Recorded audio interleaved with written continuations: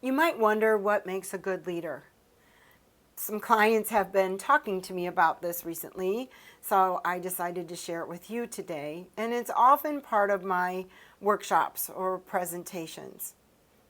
What makes a good leader? First of all, you have to know how to lead yourself. And one of the components of good leadership is emotional self regulation. It's a very important part of executive presence because we all need to have composure without flying off the handle or being impulsive. Emotions are contagious because we have mirror neurons. Mirror neurons fire on when we watch other people doing things. It's how we learned language and emotional processing skills like empathy when we were young children. We would watch other people doing things and then we would mimic them. Those of you who have small children will know this because you know that your little toddlers will parrot things that you are saying because they're practicing learning words. And so those are mirror neurons. So when we are adults, it means we can catch other people's emotions rather quickly, I'd say within about 5 minutes. And we don't necessarily want to catch all the emotions. That's what social contagion is all about, like when there's mass hysteria. So you have to learn to protect yourself from that. But the research shows that when 3 or more people are in a room, the 2 people or the person who is the most emotionally expressive will transmit their mood to the other people in the room. So if you're a leader and you're leading a meeting, you want to be mindful of your mood because the other people in the room will pick that up within about 5 minutes. So how you set the stage, how you walk into the room, how you lead the meeting is, of course, very important from the beginning to the middle to the end. Back, though, to what makes a good leader. Richard Boyatzis wrote a book called Resonant Leadership. He is an adjunct professor at Case Western University. And I really like his metaphor for leadership. He likens leadership to 2 tuning forks. So if tuning fork A is a leader, whatever it transmits or puts out, tuning fork B will pick up that vibration or that frequency and will vibrate in response. That is resonance. And that's, again, this idea of emotional contagion. We pick up other people's moods. So again, to be a good leader, you first need to lead yourself. So asking yourself, how can I be unflappable? How can I be so sturdy, so self-confident, so unshakable that no matter what life throws at me, I know for certain I can navigate it. There's a lot of uncertainty that we live with in our world today, be it new federal regulations or pandemics or health scares or the economy. And we as leaders have to know how to navigate those in a way that transmits composure. Sometimes you have to have a sense of urgency. You have to use that, though, in a way that can inspire others to take action. So to be able to do that, you have to know what you're passionate about. You have to be very clear about your values and what it is you're committed to, and you have to lead from that standpoint.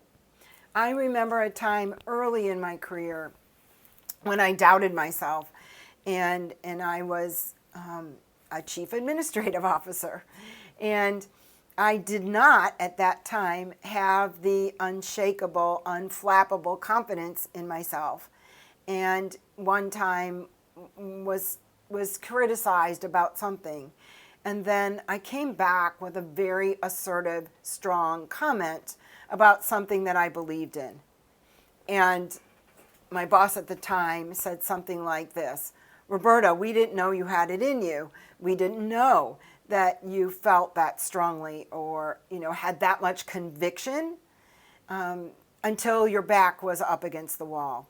So I think of that story about myself and was telling a client just the other day, Please don't wait until your back is up against the wall to show your conviction, to show what you believe in, to express firmly your opinion, and be confident in expressing what you see and what you think where appropriate, and not shrinking from that or shying away, because that's assertiveness.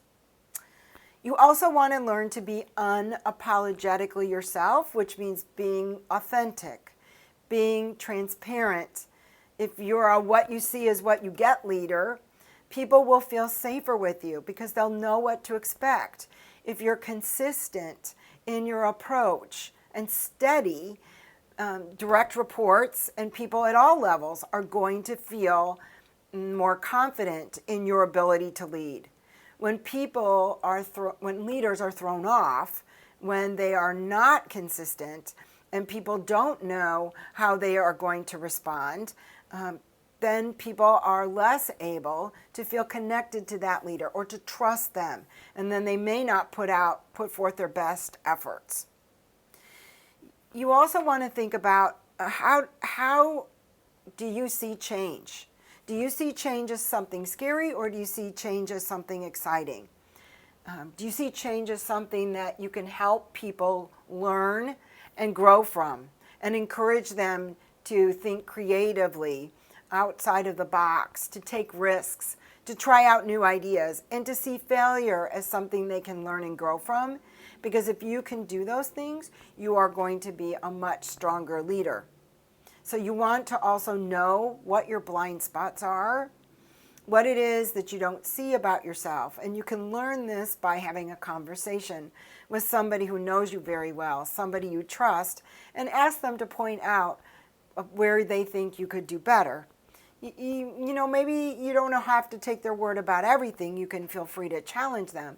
But look for evidence of where you've been successful. Look for evidence of where you could be more successful, and go from there. It's a really good thing, though, to see change is exciting, because that will help pull creativity, curiosity, empathy, and inspiration out of you, and then others too. And you also want to be able to take responsibility for yourself and your own actions, and do not blame others. People don't want to feel shamed, blamed, judged, or criticized. If they do feel shamed, blamed, judged, or criticized, they are not going to feel as safe with you. And then again, they may not put forth their best efforts, or they may hold back, or they may turn inward or kind of shy away from you, or they, worse, might dread crossing paths with you. So you don't take responsibility for your own mistakes. Be forthright in admitting I was wrong, or I need to work to see things differently. And that will also give other people the courage to do the same. Do these things and you will be a stronger leader.